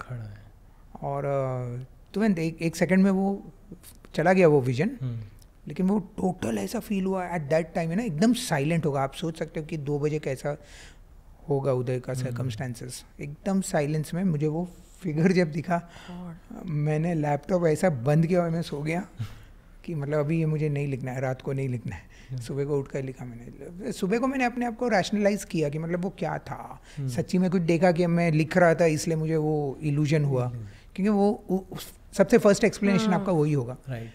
लेकिन फिर मैंने और पढ़ा और देखा तो लोग ये कहते हैं, मतलब जितने भी पैरानॉर्मल इवन हॉरर ऑथर्स की हमारी कम्युनिटी होती है, तो बहुत सारे हॉरर ऑथर्स को ये फीलिंग हुआ है। और ये तब होता है उनको जब वो हॉरर बुक्स लिखते हैं, ज़्यादातर अपने स्टोरीज में सीन्स में एकदम घुस कर लिखते हैं। तो फिर एक्सप्लेनेशन हम लोग ऐसे देते हैं कि मतलब है ना, एक कर्टन है, उस कर्टन के पीछे हमने नहीं देखा है क्या है। If a pregnant lady dies, I was curious, तो भूत क्या 2 होते हैं या एक ही होता है? सबसे पहले तो हमें ये भी नहीं पता कि भूत एक होता है या नहीं, मतलब भूत होते हैं या नहीं होते। सपोज होते, because I am a believer. अगर पॉजिटिव अगर आप ऐसे बिलीव करते हो, मतलब अगर आपका ये लॉजिक आपको अगर लगाना है, और अगर जो मैंने अभी एनर्जी की बात की, तो ये तो 2 अलग डिस्टिंक्ट एनर्जीज होंगे ना। ये सोल्स तो 2 होंगी, ये 2 आत्माएं हैं। क्योंकि अगर एक बच्चा एक वूम में है तो ही इज ऑलरेडी लिविंग, उसमें जीवन तो ऑलरेडी है। तो अभी मैं जो रीबर्थ की बुक लिख रहा हूँ, रीबर्थ का जो हम बिलीव करते हैं ना, तो अभी मतलब ये हैलोवीन रिलीज है मे बी बुक का, तो वो पुनर्जन्म पर है। तो अब पुनर्जन्म का जो अपना कॉन्सेप्ट है, ये इससे टाई अप होता है जो आपने जो क्वेश्चन पूछा।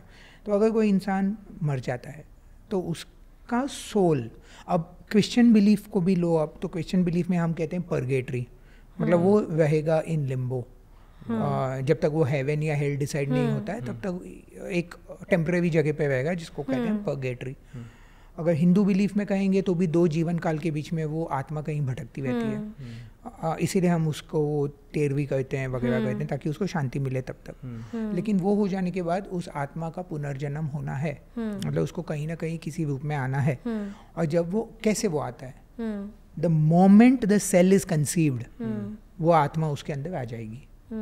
मतलब अगर औरत जिस दिन वो प्रेग्नेंट हो गई, जिस दिन कंसेप्चुअलाइजेशन हो गया, उसी दिन वो दूसरे जीवन को अपना सोल मिल जाता है। ओके, द मोमेंट, अच्छा, उससे मोमेंट आत्मा आ जाए। तो फिर अगर ये कॉन्सेप्ट से आप चलते हो तो फिर तो डेफिनेटली तो 2 सोल्स हैं, ओके, और 2 एनर्जी सोर्सेज है, तो 2 भूत हो गए।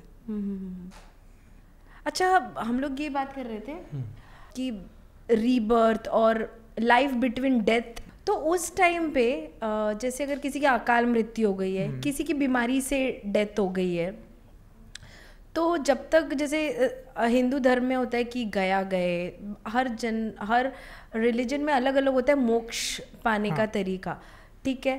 तो जब तक मोक्ष नहीं मिलता या किसी की फैमिली मोक्ष दिला ही नहीं रही है, तो क्या उस आत्मा को कभी मोक्ष मिलेगा ही नहीं, वो हमेशा भटकती रहेगी? मोक्ष तो बाद में की बात है, आपको हर जीवन में आपको तृप्ति मिलनी है। कैसे कैसे मिलेगी? अब जैसे फॉर एग्जांपल अभी एक ये मेरी बिलीफ है, मैंने इस पर कोई मतलब मैं कोई एक्सपर्ट नहीं हूँ, अगर कोई मर जाता है तो उसको इस जीवन से पूरी तरह से हटना है। मतलब आपने एक लाइफ जी ली तो वो उस लाइफ में आपने जितने भी अंश छोड़े हैं वो आपको पूरे ले जाने हैं। तो एक थियरी भी है जिसको हम कहते हैं कर्मा थियरी। मतलब आपका जो भी कर्म है वो रहेगा आपके साथ टू द नेक्स्ट लाइफ, है ना। ये तो हिंदू बिलीफ ही है कि आपका कर्म मल्टीप्लाई होते रहता है जब तक आपको मोक्ष नहीं मिलता है। तो मोक्ष तो आपको एट द एंड स्टेज मिलेगा जब आपका कर्म कंप्लीटली ब्लैंक स्लेट ना हो जाए। राइट। तो ये लास्ट सिचुएशन है। लेकिन उसके बीच में जितने भी बर्थ्स आपको मिल रहे हैं तो हर बर्थ में एक रिचुअल होता है एट द एंड, जो जिसको हम फाइनल राइट्स कहते हैं, जो क्रिमेशन होता है, ताकि उसका इस जन्म से प्रवाह हो जाए और अगले जन्म में वो पहुंचे। This is not for complete moksha. Complete moksha तो it is the end stage. ये मेरा बिलीफ है as far as I know it. अगर आत्मा जैसे कि फॉर एग्जाम्पल पिशाचिनी है, तो अगर वो भटक रही है, उसको अपना रिवेंज लेना ही है, तो स्टिल वो उसको कोई कंसीव कर सकता है।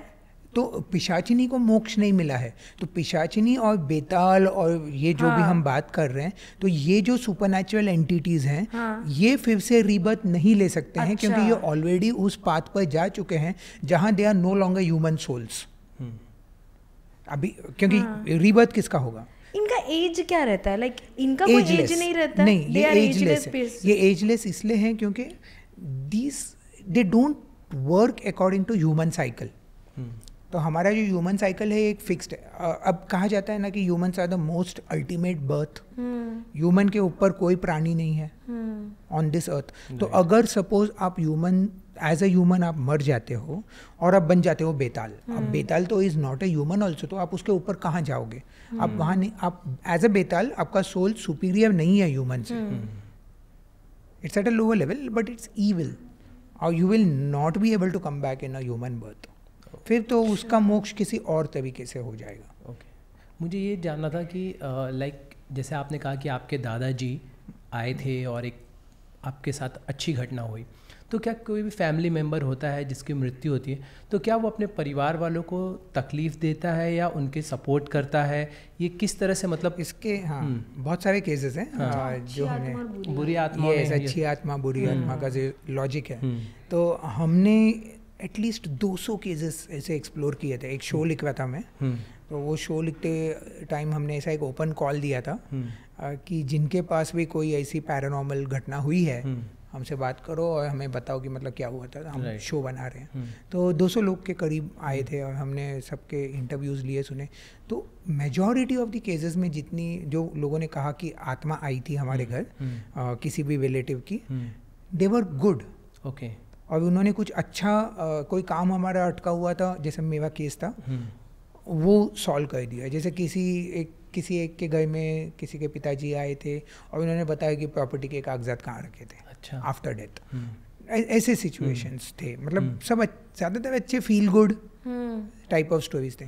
कुछ बहुत ही कम केसेस ऐसे थे जहाँ वो घोस्ट मेलेवोलेंट था या कोई नेगेटिव एनर्जी से था जो फैमिली को नुकसान पहुंचा रहा था। और ये केसेस तब होते थे जब उस औरत या आदमी के साथ कुछ बुरा हुआ हो लाइफ में, तो वो बदले की भावना से आ गए। लेकिन फिर भी उसमें भी, उस सिचुएशन में भी, जब ये फैमिली मेम्बर्स कोई प्रथा, मतलब प्रथा नहीं, उसको क्या बोलते हैं, रिचुअल कर राइट, अगर माफ़ी मांग लें ठीक तरह से, तो फिर वो आत्मा शांत होकर चली जाती थी।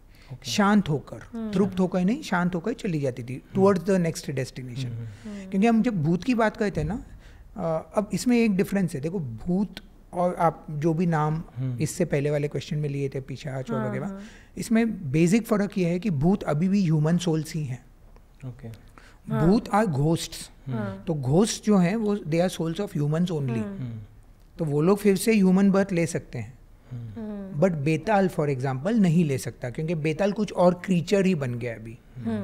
तो वो जो और कोई दूसरा क्रीचर भी बन जाता है या एंटिटी बन जाता है, वो ह्यूमन बर्थ में फिर से नहीं आ सकता।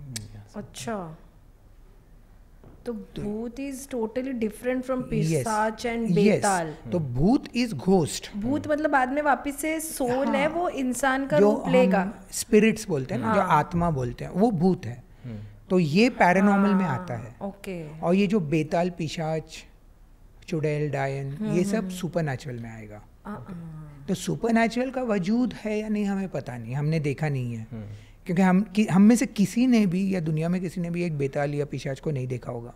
लेकिन भूतों का एक्सपीरियंस बहुत है, जो लोगों ने बहुत किया है। तो पैरानॉर्मल वर्ल्ड लोगों ने बहुत एक्सपीरियंस किया, लेकिन सुपरनैचुरल वर्ल्ड किसी ने नहीं एक्सपीरियंस किया। ये एक बेसिक डिफरेंस है। तो ये कंपलसरीज होते हैं कि मतलब हर उसमें रिलीजन में कि आप उन्हें मुक्ति के लिए वो कर्म करिए जो आपके पूर्वज अगर गए हैं तो उनकी मुक्ति करवाइए। आप ये सारे के सारे रिचुअल्स कोई ना कोई लॉजिक फॉलो कर रहे हैं।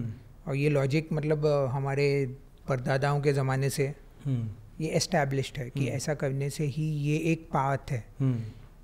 कोई भी रिचुअल आप लोगे तो it's a journey towards an and objective, और इसमें एंड ऑब्जेक्टिव ये है कि आपको मुक्ति पानी है। तो ये एक जर्नी है जो आप ले रहे हो फॉर ये मुक्ति पाने के लिए। अगर इसमें एक भी श्रृंखला अगर बिगड़ गई तो ऐसा कहते हैं कि मतलब ये जर्नी कंप्लीट नहीं हुई है। तो जो आपका ऑब्जेक्टिव था, जो मुक्ति पाना था, वो कंप्लीट नहीं हुआ है।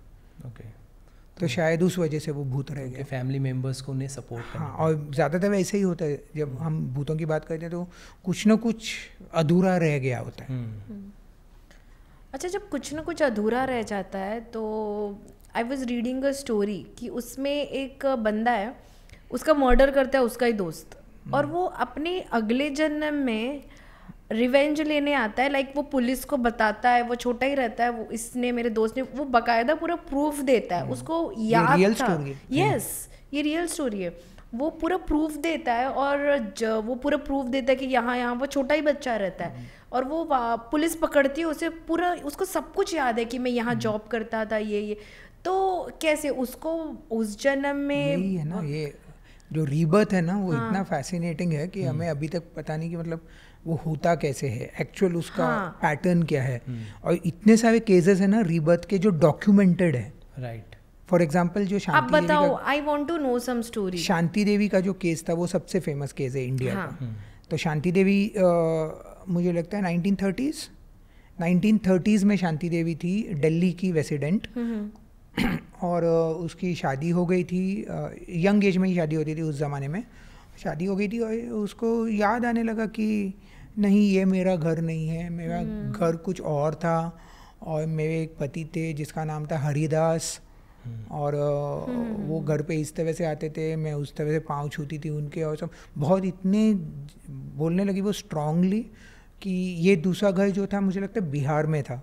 फिर एक बार उसको लेकर गए वहाँ, और लेकर गए तो उसको पता चला कि हाँ ऐसा एक्चुअली घर है, और उसका नाम पिछले जन्म में लुगदी देवी था, उसका जो लड़का था वो भी था, जो उसने बताया था पति हरिदास भी था, सब कुछ था। तो ये केस इतना इंट्रीगिंग बन गया कि जो बड़े बड़े नाम थे उस टाइम पर, उन्होंने रिसर्च करना स्टार्ट किया, इंक्लूडिंग महात्मा गांधी। महात्मा गांधी ने एक्चुअली उनका एक कमेटी बिठा दी कि ये रीबर्थ का केस है और इसको एक्सप्लोर करो, रिसर्च करो। तो ये इंडिया का सबसे फेमस केस है रीबर्थ का। Recently have you heard anything about? Recently तो मतलब ऐसा तो एकदम रिसेंटली तो मुझे नहीं पता है। एक बात तो है ना कि मतलब हम सब है ना अपना रीबर्थ किसी न किसी तरह एक्सपीरियंस कर चुके हैं। हाउ? हमें पता नहीं चलता है। एंड डेजावू का तो आपने सुना होगा। तो कभी कभी बैठे बैठे आपको ऐसा लगता है कि अबे ये तो हो चुका है मेरे साथ पहले, मैंने इस आदमी को देखा है, मैं इस जगह पर आया हूँ। तो ये फीलिंग मुझे भी हुआ है बहुत बार, आपको भी डेफिनेटली हुआ होगा। ये जो डेजावू होता है वो कभी कभी इसी लाइफ टाइम की भी बातें होती हैं, लेकिन मोस्टली अगर इसी लाइफ टाइम की बातें होंगी तो आपको याद आ जाएगा, लेकिन आपको वो याद नहीं आता क्योंकि वो पहले हुआ है आपके साथ। कोई फोबियाज होते हैं हमारे जिसको हम एक्सप्लेन नहीं कर सकते। जैसे फॉर एग्जांपल अगर किसी को पानी का डर है, और पता नहीं क्यों पानी का डर है उसको स्विमिंग करना ही नहीं है, तालाब में उतरना ही नहीं है, तो शायद उसका ड्राउनिंग से डेथ हुआ होगा। तो ये एक और सिचुएशन है। किसी को कोई बर्थ मार्क है जो हमें पता नहीं क्यों है, तो it could be a fatal wound from the past life. तो ये सारी वीबर्थ के जो केसेस है ना वो हर जगह फैले हुए हैं। अब इस रूम में भी कोई ना कोई चिन्ह हर किसी में होगा। तो ये है। मुझे ये जानना था कि ये अमावस की रात को ये नेगेटिव एनर्जीज इतने पावरफुल क्यों होते हैं, क्यों कही जाती है सर? हाँ, ऐसा क्यों बोलती रूरल एरियाज में, गांव साइड? फोकलोर की स्टोरी अगर ले हम, फोकलोर का बिलीफ, तो फोकलोर का बिलीफ ये है कि अमावस के बाद पे चांद गायब हो जाता है, पूरा अंधेरा होता है। चांद गायब होना ही ऐसा कहते हैं कि उसको किसी राक्षस ने खा लिया था। अच्छा, है ना? तो राक्षस वो चांद को निगल लेता है उस रात। तो तभी उस रात राक्षस निगल इसलिए लेता है ताकि पूरा अंधेरा हो जाए और फिर दानवों का राज हो। तो ये एक सिंपल स्टोरी एक्सप्लेन करने के लिए लोगों को बता दिया गया था उस ज़माने में कि चांद जो है वो इटर्नल नहीं है, चांद को खाया जा सकता है और अगले दिन उसको उगल दिया जाता है वापस। अच्छा। तो वो फिर से थोड़ा थोड़ा थोड़ा करके बाहर आता है। तो ये अमावस की स्टोरी है। और साइकोलॉजिकल रीज़न ये है कि अमावस की रात सबसे काली रात होती है, तो लोगों के मन में डर तो पहले से ही है और इस वजह से ऐसा कहा जाता है कि अमावस की रात ही ये सब शैतानी शक्तियाँ जो है बाहर आती हैं। इनफैक्ट ये ह्यूमन फॉर्म की शैतानी शक्तियाँ ही हैं। बट नहीं, अमावस की रात को मतलब मैंने देखा ऐसा पूजा वगैरह भी, हाँ, लोग ऐसा कहते हैं क्योंकि लोगों को उस रात को किसी न किसी तरह से निकालना है ना, without any bad incident happening. तो फिर लोगों से कहा जाता है कि ये रात बहुत काली रात है, सब दानव आ चुके हैं नीचे ज़मीन पर, असुर का राज हो गया है, तो आपको कुछ करना है। अभी ये पूजा पाठ करते हुए वो सारी बात, नेगेटिव एनर्जीज उस दिन नहीं होती है ज़्यादा, लाइक नॉर्मल होती है। पुराने ज़माने में तो लोग पूरी तरह से बिलीव करते थे कि नेगेटिव एनर्जीज ही होती हैं, लेकिन अब हम थोड़े सुशिक्षित हो गए हैं। अब हमें पता है कि ऐसा नेगेटिव एनर्जीज एक्चुअली क्या होता है। ये एक तरह का एक्सप्लेनेशन है लोगों के लिए कि मतलब ये नेगेटिव एनर्जीज मतलब अंधेरे में होने वाले का कुछ कर्म, तो वो हम निकालने के लिए इस तरह से अभी पूजा पाठ करो या जो भी करो। अभी तो बत्तियाँ आ गई हैं हर जगह, तो अमावस का इतना डर नहीं है। आपने रिसर्च में कहीं देखा कि ये एरिया जो है वो ज़्यादा अवेयर है और यहाँ आज भी चीज़ें इस तरह से? हाँ, तो इधर इंडिया में तो हॉन्टेड लोकेशंस का पूरा भरपूर एक भानगढ़ तरह का, भानगढ़ है, कुलधारा है, मयोंग है, फिर लंबी देहर है, शिमला में भी है वो टनल नंबर 23 जो जिसको बहुत ही भूतिया माना जाता है। तो इन सब जगह पे आप जाओगे ना, तो सबसे पहले तो फॉर एग्जांपल भानगढ़ में अगर आप जाओगे, गए हो आप भानगढ़? मैं गया हूँ। तो मुझे तो वहाँ कुछ ऐसा फीलिंग नहीं हुआ, मुझे तो वो टूरिस्ट स्पॉट लगा। क्योंकि एक तो ये है कि भानगढ़ का हिस्ट्री है कि मतलब ये जो जगह है ऐसे ही रातों रात खाली हो गई थी। कुलधारा का भी वही सिमिलर हिस्ट्री है और भानगढ़ पे शाप है। तो ये सब हिस्ट्री सुनकर ही हमें ऐसा लगता है कि मतलब इधर कुछ गलत हुआ होगा और मेरे साथ भी शायद हो जाएगा। लेकिन एक जगह है जो सीरियसली डरावनी है। अच्छा। मतलब ये भानगढ़ कुलधारा तो मुझे लगता है थोड़ा ओवर हाइप्ड है। अच्छा। लेकिन एक जगह जो रियली डरावनी है वो है शनिवार वाड़ा, पूना में। शनिवार वाड़ा जो फोर्ट है, उधर तो आपको सच्ची में ऐसा फीलिंग होगा कि कुछ ना कुछ तो इधर हुआ ही था। और हुआ ही था ना, नारायण राव का डेथ उधर भी हुआ था, जो कि बहुत ही यंग पेशवा थे उस टाइम पे। उसके अंकल ने उसको मार डाला था, रघुनाथ राव ने मतलब गुंडे बुलाकर, कुछ अफगान गुंडे कुछ थे, तो अफगान लोग आकर तलवार लेकर उन्होंने नारायण राव को वहाँ मार डाला था, जो कि 11 साल का था उस टाइम पर। नारायण राव भागते भागते काकामला वात्सवा करके उसी अंकल के को बोलने लगा जिसने एक्चुअली वो गुंडे बुलाए थे। बहुत ही ट्रैजिक डेथ थी और ये डेथ वहाँ हुई थी शनिवार वाड़ा में। आज भी आप जाओगे ना, आपको ऐसा फीलिंग होगा कि इधर कुछ बहुत ट्रैजिक कैटास्ट्रोफिक हुआ था, बहुत ही, और वो एनर्जी अभी भी है। और लोग तो कहते हैं, यहाँ तक कहते हैं कि मतलब नारायण राव की चीखें आज भी उनको सुनाई देती है वहाँ, जो कि 1700s में हुई है ये डेथ, या नहीं 1800s, 200-300 साल पहले। तो ऐसा कभी कभी होता है। मैंने बैटल फील्ड्स की बात नहीं की आपसे। तो ये जो जगह है ना, वहाँ ज़्यादा डर लगता है। अब कुलधारा में क्या हुआ था? कुछ नहीं हुआ था, सारा गांव खाली करके चला गया था। उसमें इतनी नेगेटिव एनर्जी का स्कोप नहीं है। तो अगर ये 300 मतलब इतने 300-400 साल अगर रहते तो मे बी ये पिशाच होंगे। ये इमोशंस है, मैं तो सोचता हूँ, क्योंकि इतना स्ट्रॉन्ग इमोशन से अगर कोई मर जाता है, इतना ट्रैजिक डेथ है, तो पिशाच तो आप उसको नाम दे रहे हो कि ये शक्ति जो है वो पिशाच की है। लेकिन मैं तो कहता हूँ कि ये इमोशनल एनर्जी है जो है, वो रूप कुछ भी ले ले, और पिशाच किसी ने देखा नहीं है, लेकिन नारायण राव की जो चीखें हैं वो लोग आज भी मतलब फील करते हैं कि हमें सुनाई दे रहा है। अच्छा, मुंबई में कोई हॉन्टेड प्लेस? मुंबई में तो सब ओवर हाइप्ड ही है, या आपने आरे की तो बात करी थी। कमला मिल्स भी, कमला मिल्स है, लेकिन कमला मिल्स भी अभी 3 बार आग लग चुकी है, अभी वापस से लग गई थी। वो फिर वो टावर है ना, ग्रैंड पैराडाइज टावर्स, जहाँ से कोई 27 माले का जो टावर है, ये सब। लेकिन मैं कहना नहीं चाहूँगा, क्योंकि मुंबई में ऐसा नहीं लगता है, ऐसा फील नहीं होता कहीं भी कि मतलब यहाँ, क्योंकि इस सिटी का वाइब ही कुछ अलग है। हम मतलब रात को भी निकलते हैं तो ऐसा कोई कहीं भी कोई भी जगह पे ऐसा फील नहीं होता। भूत जो है रात को आते हैं और यहाँ रात होती है। यहाँ रात होती है, हम ही भूत है यहाँ के। तो मुंबई में तो ऐसा फील नहीं होता है कभी। बट इन जनरल भी भूत रात को ही क्यों आते हैं? क्योंकि रात को हम दुनिया शांत हो जाती है, अंधेरे में अंधेरा दुनिया शांत हो जाती है, इसलिए भूत आते हैं उस टाइम पर। क्योंकि हमें डर ज़्यादा लगता है, हमें दिन को क्यों डर लगे। आप भी रात को ही लिखते हो? मैं रात को इसलिए लिखता हूँ क्योंकि मुझे वो एनर्जी ट्रैप कोई नहीं है। मेरा एक बिलीफ है, अगर मैं हॉरर ऑथर हूँ तो सबसे पहले स्टोरी ने मुझे डराना चाहिए। अगर मैं डरा उस स्टोरी से तो फिर भी मैं ऑडियंस को डरा पाऊंगा। तो इसीलिए मैं रात को लिखता हूँ। नील, हम लोगों ने बात किया ये पिशाच एंड ऑल, जिन, वैम्पायर्स क्या होते हैं? बिकॉज ये न्यू जनरेशन वो ज़्यादा उनको एक्साइट करता है वैम्पायर्स। अब हम जा रहे हैं वेस्टर्न कल्चर में, क्योंकि ये एक लास्ट मुझे जानना था वैम्पायर्स, बिकॉज जेंजी लोग को बहुत इंटरेस्ट आता है वैम्पायर्स क्या है। वैम्पायर्स, वेयरवुल्फ्स, और अभी चुपाकाब्रा का भी एक ये बना था सीरीज, ये सब अमेरिकन है। तो वैम्पायर्स एक्चुअली अमेरिकन और यूरोपियन, क्योंकि वैम्पायर तो सबसे फेमस है व्लाड, काउंट व्लाड, मतलब ड्रैकुला, और वो है ट्रांसिल्वेनिया, मतलब रोमेनिया से, जो यूरोप में है। तो vampires are considered to be like, मतलब जो खून चूसने वाले क्रीचर्स जो हैं वो वैम्पायर्स हैं। वैम्पायर्स का लोर बहुत ही फ्लिम्जी है। मैं यही तो कह रहा हूँ कि जो वेस्टर्न क्रीचर्स जितने भी हैं, वैम्पायर क्या होते हैं? खून चूसने वाले क्रीचर्स।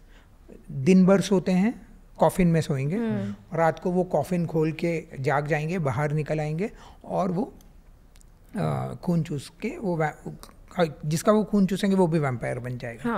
तो इस तरह से वो उनका ये, उनको अगर मार डालना है तो एक ही तरीका है, स्टेक ले लो, मतलब वुडन डैगर, उनके हार्ट में डायरेक्टली उनको मार डालना है। तो यही एक तरीका है।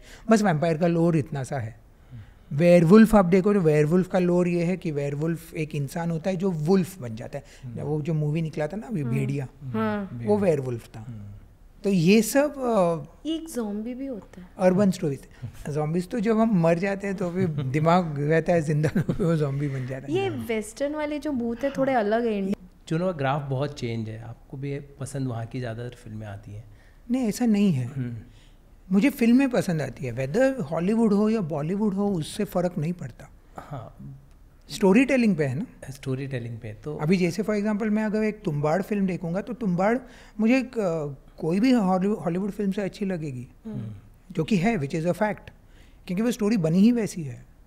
अगर आप बताओ मुझे हॉलीवुड में कौन सी ऐसी फिल्म बनी है जो तुम्बाड़ से सुपीरियर हो? बहुत ही कम, गिने चुने, शायद आपको बहुत सोचना पड़े तब कोई नाम आए। हैं, होंगे, बिल्कुल होंगे, मैं ऐसा नहीं कह रहा कि Tumbbad is the best film in the world.